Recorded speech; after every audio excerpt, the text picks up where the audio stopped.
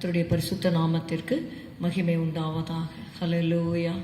இயேசுவே உம்மை துதிக்கிறோம் அப்பா, ஸ்தோத்தரிக்கிறோம், நன்றி செலுத்துகிறோம் கர்த்தாவே. ஹல்லேலூயா. நன்றி நன்றி நன்றி அப்பா. கர்த்தர் நல்லவர், அவர் கிருபை என்றும் உள்ளது. இயேசுவே நாங்கள் உம்மை துதிக்கிறோம் துதிக்கிறோம் துதிக்கிறோம்.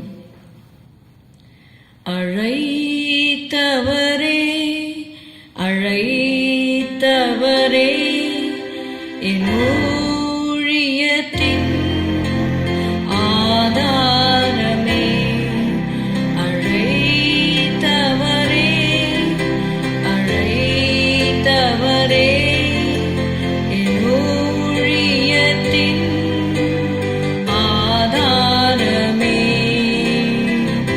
எத்தனை நிந்தைகள் எத்தனை தேவைகள் என்னை சூழ நின்றாலும் உம்மை பார்க்கின்றேன். எத்தனை நிந்தைகள் எத்தனை தேவைகள் என்னை சூழ நின்றாலும் உம்மை பார்க்கின்றேன். உத்தம ஊழியன் என்று நீ சொல்லிடும் ஒரு வார்த்தை கேட்டிட உண்மையாய் ஓடுகிறேன்.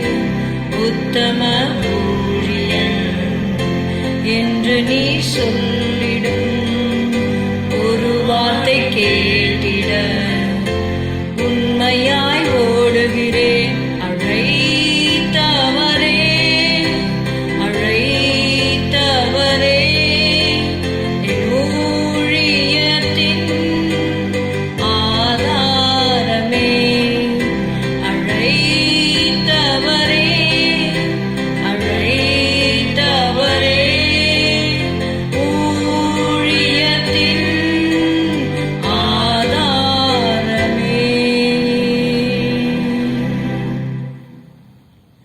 யோவான் 4வது அதிகாரம் 52வது வசனம். அப்பொழுது எந்த மணி நேரத்திலே அவனுக்கு குணமுண்டாயிற்று என்று அவர்களிடத்தில் விசாரித்தான். அவர்கள், நேற்று 7ஆம் மணி நேரத்தில் ஜுரம் அவனை விட்டது என்றார்கள். Let's read John chapter 4 and verse 52.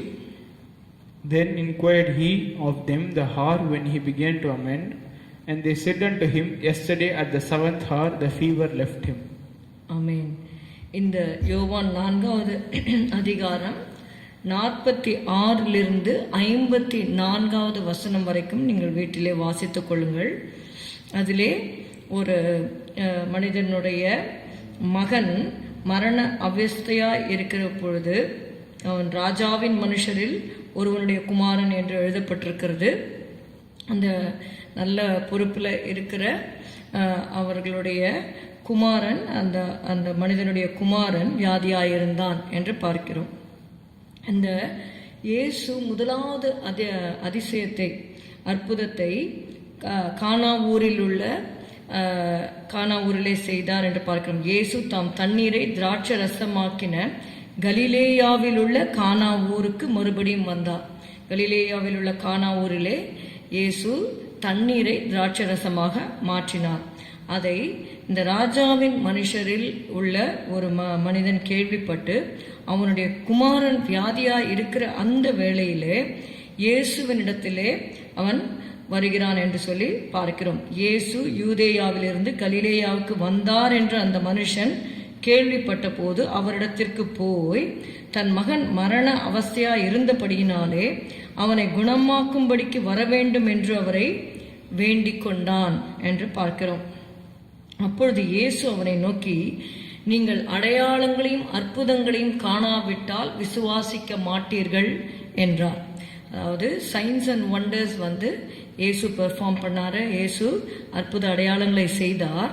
ஆனால் அற்புத அடையாளங்களுக்காக மாத்திரம் நாம் இயேசுவை தேடக்கூடாது என்பதை தான் இந்த பேசேஜில் நம்ம பார்க்கிறோம். இவன் அந்த அற்புதத்தை கேள்விப்பட்டு இயேசு ஒரு அற்புதம் செய்யட்டும் என்று சொல்லி வந்தான். அற்புதத்திற்காக வருவது தவறல்ல, ஆனால் அற்புதத்தை பெற்று கொண்ட பின்பு இயேசுவை மறக்காமல் அவரை பின்பற்ற வேண்டும் என்பதுதான் அதனுடைய கருத்தாக இருக்கிறது. 48வது வசனத்திலே இயேசு சொல்கிறார், நீங்கள் அடையாளங்களையும் அற்புதங்களையும் காணாவிட்டால் விசுவாசிக்க மாட்டீர்கள். ஆனாலும் 49வது வசனத்திலே பார்க்கிறோம், அதற்கு ராஜாவின் மனுஷன், ஆண்டவரே, என் பிள்ளை சாகிறதற்கு முன்னே வர வேண்டும் என்றான். இயேசு அவனை நோக்கி, நீ போகலாம், உன் குமாரன் பிழைத்திருக்கிறான் என்றார். அந்த மனுஷன் இயேசு சொன்ன வார்த்தையை நம்பி போனான். இன்னும் அற்புதம் நடைபெறவில்லை, ஆனால் இயேசுடைய வார்த்தையை அவன் கேட்டபொழுது கர்த்தருடைய வார்த்தையை அவன் விசுவாசித்தான், அவன் நம்பி போனான் என்று பார்க்கிறோம். நம்முடைய வாழ்க்கையில் கூட அநேகர் அற்புதங்கள் அடையாளங்களை பார்த்த பின்பு இயேசுவினிடத்திலே நான் விசுவாசம் வைக்கிறேன் என்று சொல்லாதபடிக்கு இயேசுடைய வார்த்தை அவருடைய வாயிலிருந்தே வரும்பொழுதே நாம் அவரை விசுவாசிக்க வேண்டும், விசுவாசித்து அதற்கு முக்கியத்துவம் கொடுக்க வேண்டும், செயல்பட வேண்டும். யோவான் 2:23-24 நாம் பார்க்கிறோம். John 2:23 and 24.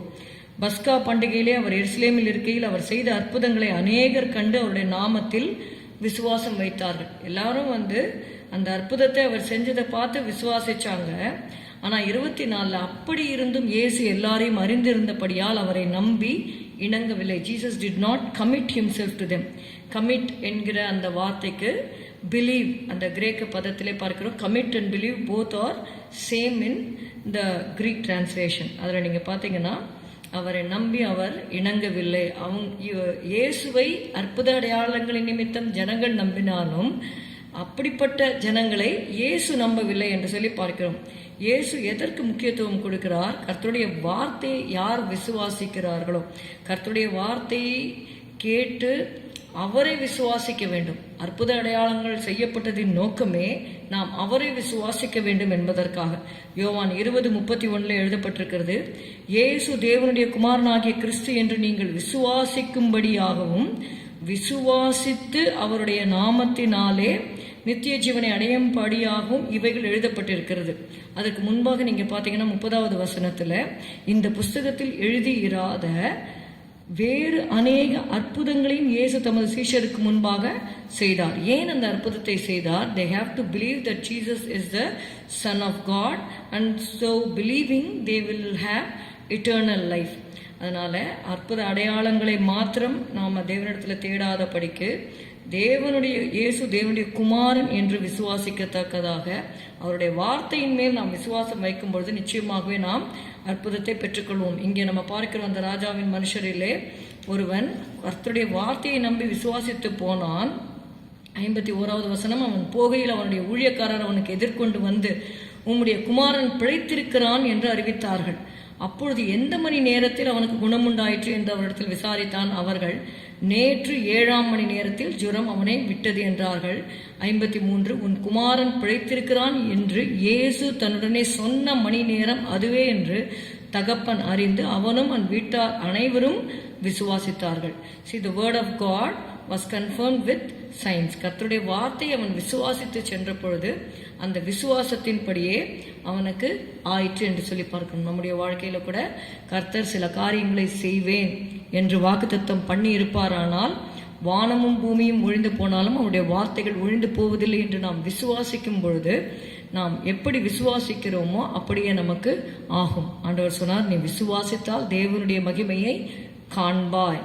ஹல்லேலூயா, ஸ்தோத்திரம் அப்பா, உம்மை துதிக்கிறோம் துதிக்கிறோம் துதிக்கிறோம் அப்பா. இந்த ராஜாவின் மனுஷரில் ஒருவன் ஆண்டவரே அப்பா அற்புத அடையாளங்களை ஆண்டவரை உடனே பெற்றுக்கொள்ளாவிட்டாலும் ஆண்டவரே அவன் உம்முடைய வார்த்தையை நம்பி போனான் அப்பா. ஸ்தோத்திரம் அப்பா, உம்முடைய வார்த்தை சொல்லப்பட்ட அதே நேரத்திலே அவனுடைய குமாரன் சொஸ்தமானான் என்று வாசிக்கிறோம். ஆண்டவரே ஆண்டவரே இன்னும் யார் யார் கர்த்தாவே உம்முடைய வார்த்தையை பற்றி கொண்டு இருக்கிறார்களோ அவர்களுக்கு நீர் ஆண்டவரே உம்முடைய வார்த்தையின் மகத்துவத்தை வெளிப்படுத்தி ஆண்டவரே இதன் மூலமாக அவர்கள் இயேசு தேவனுடைய குமாரன் என்று உம்மை விசுவாசித்த நித்திய ஜீவனை பெற்றுக்கொள்ள உதவி செய்யும்.